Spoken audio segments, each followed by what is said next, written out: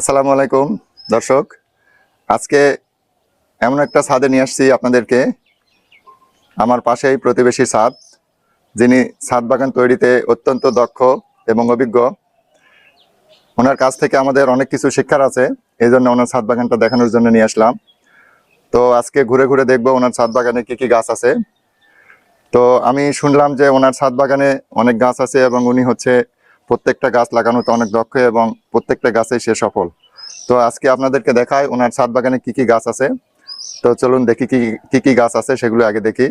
এই পাশে যে গাছটা রয়েছে একটি বেদানার গাছ, দেখুন কত বেদানা ধরেছে। একটু দেখে কাছ থেকে দেখাও, দেখুন কত বেদানা ধরে আছে। এখানে আরো একটা বেদানার গাছ, দেখুন এই গাছটাতেও বেদানা আছে।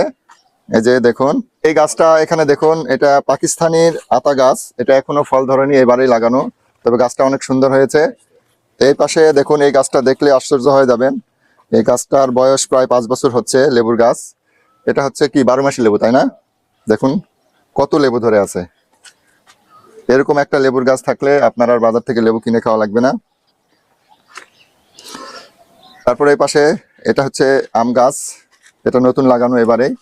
এখানে একটা বড়ই গাছ রয়েছে, এই ছোট একটা বড়ই গাছ, দেখুন এই ছোট গাছটাতেই বড়ই ধরেছে, এবারেই লাগানো। এখানে এই ছোট গাছটাতেই বড়ই ধরেছে। এখানে একটা আম গাছ, এই গাছটা দেখুন, এই গাছটা অনেক সুন্দর। এটা জলপাই গাছ, মিষ্টি জলপাই। এই জলপাইটা কোনো টক হয় না, তো এবারে এখনো ফুল আসেনি। এটা জলপাই গাছ, এটা মূলত মিষ্টি জলপাই, এটাতে এই জলপাই কোনো টক হয় না। তো এই জলপাই গাছটাতে এখনো কোনো ফুল বা কুড়ি কিছু আসেনি। তাদের মধ্যে সবচাইতে আকর্ষণীয় গাছ এই যে বড়ই গাছ। এটা বল সুন্দরী গাছ। দেখুন গাছ বড়য়ে ভরপুর। এই গাছগুলো, বড়ইগুলো বড় হলে মনে হচ্ছে ডালগুলো ভেঙে যাওয়ার অবস্থা হয়ে যাবে। 12 মাসি আমরা গাছ, দেখুন সবগুলো গাছেই ফল, এটাতেও ফল আছে, দেখুন কত আমরা ধরেছে। এটা মালটার গাছ, এটাতেও এই যে 2-1টা কেবল মালটা কুড়ি চলে আসছে।